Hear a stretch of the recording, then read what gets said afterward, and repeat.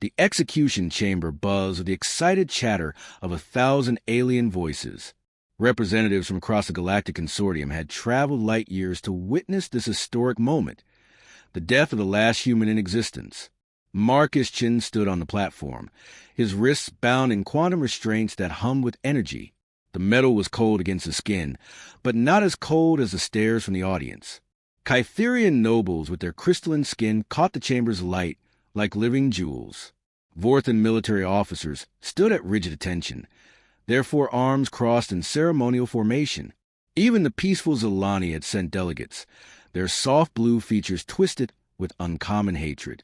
"Citizens of Consortium," announced High Arbiter Vexhai, her translator implant rendering her words in perfect standard. The Kytherian's voice carried across the vast chamber with mechanical precision. "Today marks the end of humanity's plague upon our galaxy." The crowd erupted in approval. Marcus closed his eyes, feeling the weight of their collective relief. To them, he wasn't a person. He was a final chapter in a book they desperately wanted to close. "The human species," Vexhai continued, "brought nothing but chaos, war, and destruction wherever they traveled. They poisoned worlds, enslaved peaceful species, and refused every attempt at civilized discourse. Today, we ensure they can never harm another soul." Marcus had heard these accusations countless times during his trial. Some were true. Humanity had made terrible mistakes. Wars had been fought. Worlds had been damaged. But they had also created beauty, art, music, and love. They had saved species from extinction and solved problems other races couldn't. None of that seemed to matter now. A Vorthan general stepped forward, his ceremonial blade gleaming under the chamber's harsh lights. "The Consortium demands justice for the billions lost to human aggression. This execution represents not revenge, but necessity. The universe will finally know peace." Marcus opened his eyes and looked out at the sea of alien faces. He saw no mercy there, no curiosity about who he really was. They saw only what they wanted to see, a monster wearing human skin. "Any final words, human?" Vexhai asked, her tone suggesting she hoped he would remain silent. Marcus straightened his shoulders. His voice carried clearly across the chamber, without amplification. "You want to know what humanity's greatest achievement was? It wasn't our technology or our art or even our ability to survive. It was our capacity to love someone who was different from us." A few aliens shifted uncomfortably. Most remained unmoved. "You spent so much time hating us that you never asked the right question," Marcus continued. "You never wondered what would happen if we were truly gone. What if the universe actually needed us? What if we were more connected to everything than you realized?" "Enough," Vexhai declared. She raised her crystalline hand. "Execute the sentence." The Vorthan general approached with his blade. Marcus didn't struggle. He had accepted his fate months ago when they dragged him from the ruins of New Shanghai, the last human settlement. He thought of Sarah, his wife, who died in the bombardment. He thought of their daughter Emma, lost in the evacuation. He thought of all the humans who came before him, explorers and dreamers who reached for the stars believing in a better future. The blade found its mark with surgical precision. Marcus felt no pain, just a strange lightness, as if he were floating. His vision began to fade, but not before he noticed something odd. The chamber's lights flickered. Once, twice, then steadied. His final thought was a prayer that someday someone would remember that humans weren't just the monsters in their stories. Marcus Chun, the last human in the galaxy, died at exactly 1437 Galactic Standard Time. For 3 seconds, nothing happened. Then the lights went out. Emergency illumination flickered on, bathing the chamber in red light. The crowd murmured nervously. Power failures were virtually impossible in Consortium facilities. "Technical malfunction," announced a Zilani technician from her control booth. "Primary power grid experiencing fluctuations. Investigating now." But even as she spoke, her instruments were showing impossible readings. Power wasn't failing. It was building. Energy levels throughout the facility were climbing steadily, approaching dangerous thresholds. The quantum restraints around Marcus's wrists suddenly sparked and dissolved into nothing. Vexhai stepped toward the technician's booth. "What's happening? I want a full report." Before the Zolani could respond, the chamber shook, not from explosion or impact, but as if the very fabric of space around them was trembling. The assembled crowd looked up at the domed ceiling, through which they could see Kepler Prime's twin moons and star field beyond. The stars were moving. "That's impossible," whispered Kytherian physicist. "Stellar positions don't shift like that." But they weren't shifting. The entire planet was moving, accelerating through space at an incomprehensible rate. Within minutes, the familiar constellations vanished, replaced by completely foreign star patterns. Then something even stranger happened. The movement stopped. The planet hung in space, surrounded by stars none of them recognized. But they were still alive, still breathing, still held by artificial gravity. "Where are we?" someone shouted from the crowd. That question would haunt them for the rest of their very short lives. Admiral Zenthera paced the bridge of her flagship, the consortium dreadnought Eternal Justice. The Vorthan commanders for arms gestured frantically as her crew tried to make sense of their instruments. "Report," she barked, her natural voice cutting through the translator static. "Admiral." Her navigation officer stammered, "Kepler Prime is gone." The words hung in the air like a death sentence. Zenthera had been monitoring the execution from orbit, commanding a fleet of observation vessels. One moment, the planet had been there, a gleaming jewel of consortium justice. The next, only empty space remained. "Define gone, Lieutenant." "I mean gone, ma'am. No debris field, no energy signature, no gravitational anomaly. The space where Kepler Prime existed is completely empty, as if it never was." Zenthera's primary arms crossed while her secondary hands worked her command console. She had served in the human wars, witnessed their fusion bombs crack moons in half. This was something else entirely, something impossible. What about the other ships? All 15 vessels that were in close orbit vanished with the planet. Long-range sensors show no trace of them either. The bridge fell silent, except for the hum of life support systems. Kepler Prime housed 47 billion beings from dozens of species. It was a judicial heart of consortium, home to the high courts and the Grand Assembly. In an instant, it had simply stopped existing. "Admiral, incoming transmission from Consortium Command." The holographic image of Supreme Chancellor Tvar materialized before Zenthera. The elderly Zolani's normally serene features were twisted with panic. "Admiral, please tell me you have some explanation for what we're seeing." "None, Chancellor. Our instruments show no energy buildup, no weapon discharge, no anomalous readings before the disappearance. Kepler Prime simply vanished." Tvar S. Blue's skin darkened to a deep purple, a sign of extreme distress in her species. 47 billion souls, Admiral. The heart of our civilization. How do I explain this to the galaxy? Before Zenthera could respond, her science officer interrupted. "Admiral, we're detecting something.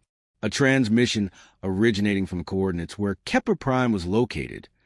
"That's impossible. There's nothing there. The signal is weak but consistent. It appears to be human in origin." The bridge erupted in nervous chatter. Humans had been extinct for months. They had made sure of it. "Put it through," Zenthera ordered. Static filled the bridge speakers, then gradually cleared to reveal a voice, undeniably human, speaking perfect standard Galactic.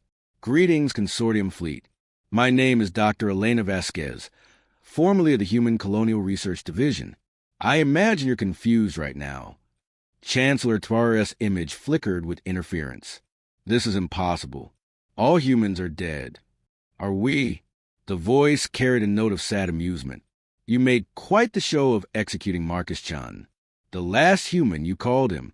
Did you really think we would make it that easy?" Zenthera felt her blood chill. "Where are you transmitting from?" "I'm standing in the ruins of what used to be Kepler Prime's execution chamber. Though standing might not be the right word anymore. Space-time is rather flexible here." The science officer's hands flew over his instruments. "Admiral, I'm detecting massive gravitational distortions in the target area. It's like space is folded in on itself." Dr. Vasquez continued, her voice growing stronger. "For years, your species accused us of being chaotic, unpredictable, dangerous.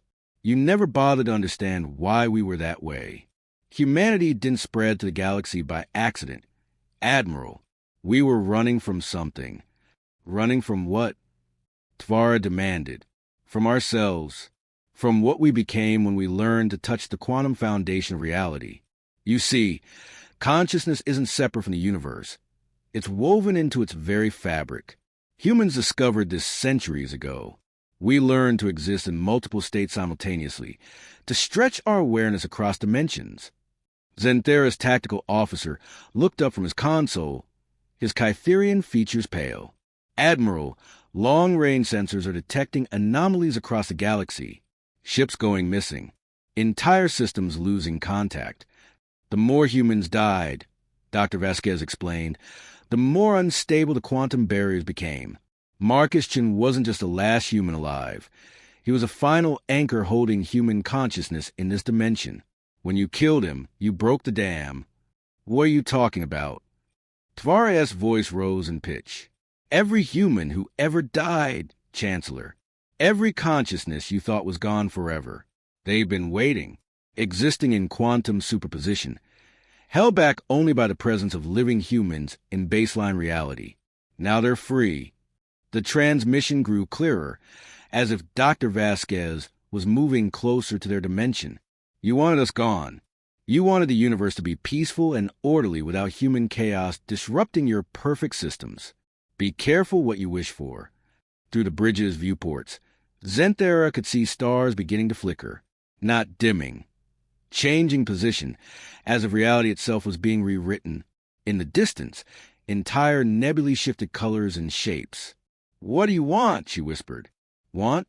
We wanted to live peacefully among you. We wanted to share what we learned about consciousness and reality. You chose genocide instead. Now you get to experience what the universe looks like when human imagination is unbound by physical law. The stars outside began to move faster, swirling in impossible patterns. Xanthera realized with growing horror that they weren't seeing space anymore. They were looking into a realm where thought and reality merged.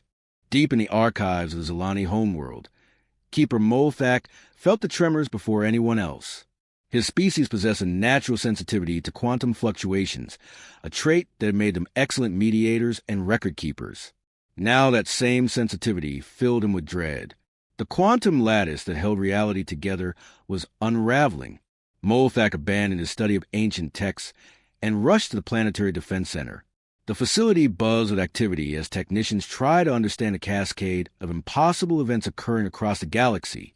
Keeper, Defense Coordinator Yelnara called out as he entered, "Thank the ancients you're here. We need your expertise." Around them, holographic displays showed a galaxy in chaos. Entire star systems blinked out of existence, only to reappear in different configurations. Space itself seemed to be folding and reshaping like cosmic origami. It started after Kepler Prime vanished. Yelnara explained. The effect is spreading at faster-than-light speeds. Impossible, but it's happening. Molthak approached the central display, his elongated fingers dancing over the control interface. His mind processed the data with centuries of experience in quantum archaeology. What he saw made his heart skip a beat. "This isn't random destruction," he whispered. "It's organized, purposeful." "What do you mean?" "Look at the pattern. Systems aren't just disappearing. They're being relocated, reorganized, as if someone is redecorating the galaxy." Before Yelnara could respond, a new voice filled the chamber. Human, female, speaking directly into their minds without need for technology. "Hello, Molthak.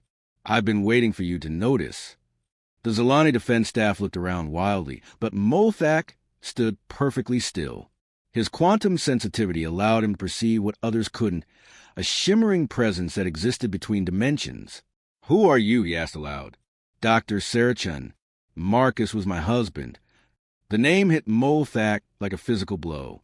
Marcus Chun, the executed human, his wife, presumed dead in the bombardment of New Shanghai. Presumed dead. Sarah's voice carried a note of bitter amusement. Your species always assumes death is final. For humans, it's more like changing address. Around the chamber, displays began showing impossible images. Humans walking through space without environmental suits. Human cities floating in the vacuum between stars.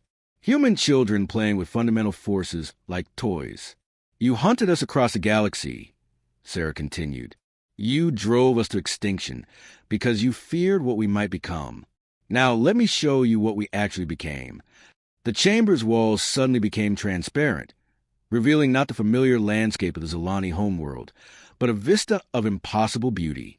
Humans moved through a realm where physics was optional, where thoughts became reality with a simple desire. They built structures from crystallized music and painted with colors that had no names. When humans die, Sarah explained, our consciousness doesn't disappear. It joins the quantum field that underlies all reality. We become part of the universe's operating system. The more of us who died, the more influence we gained over the fundamental laws of existence. Yelnara stumbled backward. That's why you were so chaotic, so unpredictable. No, we were chaotic because we were fighting against our own nature, trying to remain purely physical beings when we were already half integrated with quantum reality. Marcus was the last anchor keeping us from fully transcending. Molthak's mind raced through implications. The human wars, you weren't trying to conquer territory. We were trying to find a place where we could exist safely without breaking reality around us. Every human settlement was an attempt to create stable quantum zones. But your military kept pushing us into increasingly unstable regions of space. The displays around them changed again, showing the history of human expansion from a quantum perspective. Each human colony appeared as a bright node of consciousness, stabilizing local reality. When the consortium destroyed these settlements, the quantum fields collapsed, creating the space-time anomalies that had plagued the galaxy for decades. You blamed us for those anomalies, Sarah said, never realizing you caused them by killing us. What do you want from us now? Molthak asked. We wanted to share the universe with you, to show you wonders beyond imagination. But you chose fear over curiosity. You chose genocide over understanding. The chamber shook as reality rippled around them through the transparent walls. They could see the Zilani homeworld being gently lifted from its orbit, carried toward a cluster of impossible structures floating in space. So now you experience what the universe becomes when human consciousness is free to reshape it without restraint. Yelnara grabbed Molthak's arm. Can you stop this? Before he could answer, Sarah's presence intensified. Stop it? Keeper Molthak, this is just the beginning. Every human who ever lived is now free to express their imagination directly through reality. Children who dreamed of flying cities. Artists who envisioned living paintings. Scientists who wondered what would happen if they rewrote the laws of physics. Around them, the impossible became commonplace. Gravity flowed like water. Time moved in spirals. Space folded into origami dragons that sang with the voices of supernovas. The irony, Sarah continued, is that we're not angry with you. Anger requires attachment to a single viewpoint, and we exist across all viewpoints simultaneously. We're simply disappointed. Molthak felt tears streaming down his face as he realized the magnitude of their mistake. We could have learned from you. Yes, but you chose to eliminate what you didn't understand instead of trying to understand it. Now the galaxy becomes our canvas, and every stroke of our brush rewrites reality itself. The Zilani homeworld settled into a new position among structures that defied description. Cities made of crystallized thought. Gardens where abstract concepts bloomed into physical forms. Libraries containing every story that had ever been imagined and several that had never been thought of yet. This is your new home, Sarah announced. Try to appreciate the view. In the reconstructed consortium council chambers, now floating in a bubble of stable space-time amid an ocean of quantum possibilities, the surviving leaders of galactic civilization attempted to comprehend their new reality. The chamber itself defied physics, its walls simultaneously solid and transparent, showing glimpses of impossible realms beyond. Chancellor Tvara sat at the central podium, her blue skin now a permanent deep purple of distress. Around her, representatives from 17 surviving species huddled together like frightened children. The confident assembly that had cheered humanity's extinction just hours ago was gone, replaced by beings confronting their own irrelevance. Report from the outer systems. Tvara requested, though she dreaded the answer. Admiral Zenthera materialized as a hologram, her image flickering with quantum interference. Chancellor, conventional space no longer exists. The human consciousnesses have restructured approximately 67% of the galaxy into what they call imagination space. Physical laws are now negotiable. Through the chamber's impossible walls, they could see examples of this new reality. Stars arranged in perfect spirals spelled out poetry in languages that had never existed. Planets dance and orbit around ideas rather than gravity. Ships from various species found themselves transformed into living entities that communicated through music. What about resistance? Asked General Krovthek of the militant Zendari collective. His species had never accepted defeat gracefully. Zenthera's expression grew grim. General, we tried. The Zendari launched a full assault on one of the human constructs yesterday. Instead of being destroyed, the entire strike force was transformed into a traveling art exhibition. The pilots are now part of a living mural that explores themes of beauty through violence. They're still alive? They're more alive than before, and significantly happier, according to their transmissions. They spend their time creating abstract sculptures from collapsed matter and singing songs that turn supernovas into dance partners. Tvara buried her face in her hands. Status of civilian populations? That's complicated. The humans seem to be offered what they call upgrades to any species that requests them. Voluntary consciousness expansion. Those who accept report experiences of indescribable wonder. They claim to perceive 17 new colors and can taste mathematical equations. A Kytherian scientist named Veltar stood up, his crystalline form refracting the chamber's shifting light. Chancellor, I've been analyzing the quantum signatures of these transformations. The humans aren't imposing changes by force. They're offering invitations. Invitations to what? To join them, to experience consciousness at a level we never imagined possible. But only if we choose it freely. The chamber fell silent. Outside their bubble, a school of space whales made of crystallized starlight swam past, their songs audible through impossible acoustics. A new presence filled the room, not threatening, but vast beyond comprehension. When it spoke, the voice belonged to Marcus Chan. Hello again. The assembled leaders froze. The man they had executed now existed as something far beyond human. His consciousness stretched across dimensions they couldn't perceive. You seem distressed, Marcus observed, his tone carrying no anger, only infinite patience. I suppose this is what you expected. Tvara found her voice first. We killed you. You killed my body. My consciousness joined the collective human experience in quantum space. Thank you, actually. I was getting tired of being limited to 3 dimensions. General Krovthek stood up, his 4 legs planted in a battle stance. What do you want from us? Want? We want you to be happy. We want you to experience the joy of existence without the limitations of purely physical consciousness. We want to share the universe with you as partners, not subjects. You're changing everything, Tvara accused, destroying the order we built. Marcus's presence shifted, and suddenly they could see through his perspective, a view of reality that made their previous understanding seem like shadows on a cave wall.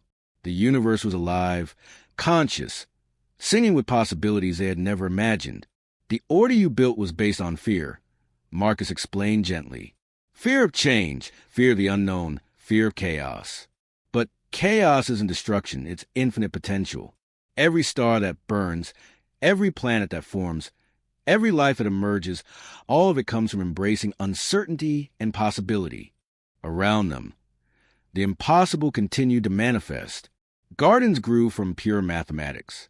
Rivers of liquid music flowed between floating islands of crystallized memory. Children, alien children, played games where they painted with gravity and built sandcastles from compressed time. Your species experienced this too, Marcus offered. Not as our subjects, but as our friends.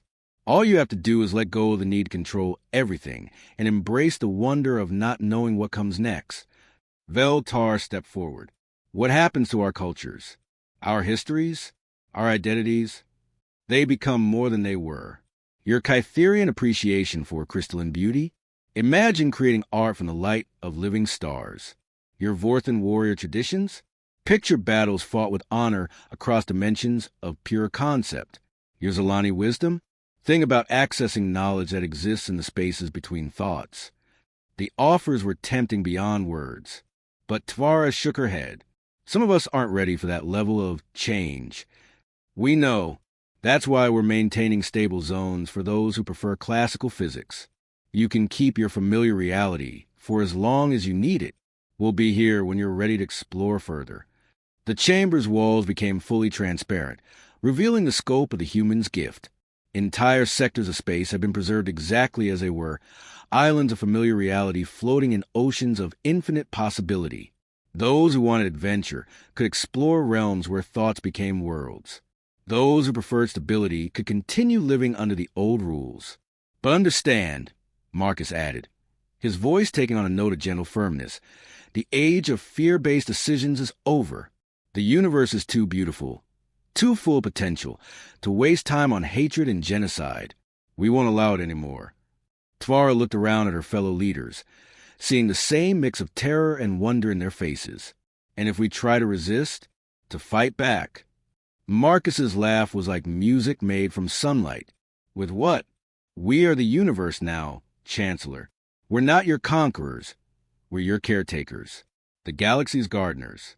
We'll tend everyone with equal love, whether they understand us or not. The truth hit them all at once. They weren't prisoners or subjects or conquered peoples. They were children being cared for by parents who had transcended every limitation they had ever known. 1 year later, Chancellor Tvara stood on the observation deck of New Zelios, the reconstructed capital of the Galactic Consortium. The city floated in stable space, surrounded by the impossible architecture of human imagination. She was no longer Chancellor. That title had become meaningless when the concept of governing conscious beings became obsolete. Now she was simply Tvara, explorer of wonders she had never dreamed possible. Her skin had returned to its natural blue. The purple of constant stress finally faded. Around her, members of various species mingled freely, some still bound to their original forms, others having accepted the human gift of expanded consciousness. The fear that had driven galactic politics for millennia was gone, replaced by curiosity and wonder. Remarkable view, isn't it? Tvara turned to see Dr. Elena Vasquez approaching.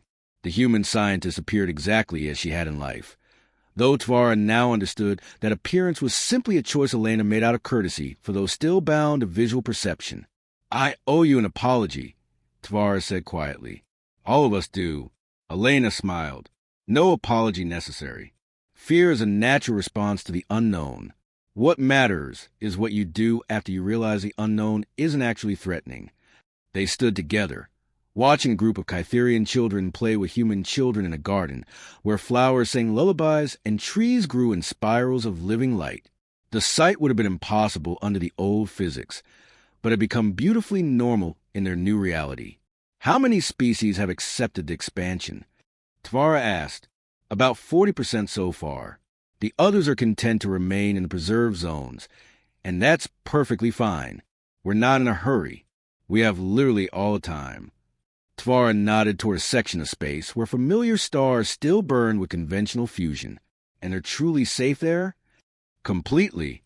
Those regions operate under classical physics, just as they always have. We maintain them with the same care we use to create new wonders. Some beings need stability, and stability is just another form of beauty. A Vorthan admiral who had once fought humans in the wars approached them. His name was Kent Moore, and he had been among the most vocal supporters of human extinction. Now his 4 arms moved in gestures of greeting, his warrior's pride intact but transformed into something gentler. Dr. Vasquez, he said, I wanted to thank you for what you showed me yesterday. Elena raised an eyebrow. The battle meditation? Yes. I never understood that conflict could be art until I experienced combat as pure concept rather than destruction. My people's warrior tradition isn't violent anymore. It's become a form of dance with the universe itself. Tvara watched as Kent Moore demonstrated, his movements creating ripples in space-time that painted aurora-like colors across the sky. The deadly precision he had once used to kill humans now created beauty that brought tears of joy to observers. This is what you meant, Tvara realized. When Marcus said humanity was chaotic, you weren't talking about destruction. You meant creative chaos. The chaos that builds instead of tearing down. Exactly. Humans learned long ago that the universe isn't a machine to be controlled. It's a story to be told.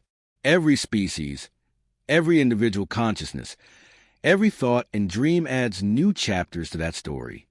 A chime sounded across the observation deck, and Marcus Chen's presence became tangible. He materialized not as the broken man who had faced execution, but as something radiant and vast, his consciousness visible as patterns of living light. Tvara, Elena, Admiral Kentmore, I wanted to share some news.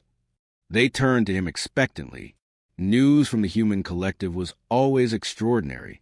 We've made contact with another galaxy, one populated by species that never developed spaceflight because they were too focused on perfecting their individual worlds. They're curious about our expansion methods. Elena laughed. Are you suggesting we become galactic diplomats? I'm suggesting we become universal gardeners.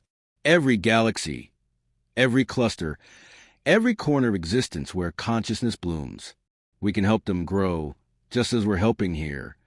Tvara felt a familiar sensation, the pull of infinite possibility. What would that require? Nothing more than what we're already doing. Patience, love, the willingness to let every species find their own path to wonder. As if summoned by their conversation, representatives from dozens of species began gathering on the observation deck, not for a political meeting or military briefing, but simply to share in the joy of existence together. Zolani philosophers debated with human poets. Kytherian artists collaborated with Vorthan warriors to create sculptures from crystallized courage. Children of all species played games that rewrote local physics with their laughter. You know, Tvara mused, when we first encountered humanity, our xenobiologists predicted you would either destroy the galaxy or transform it beyond recognition. They were right about the transformation part. Marcus's laughter rippled through dimensions they couldn't see but could feel.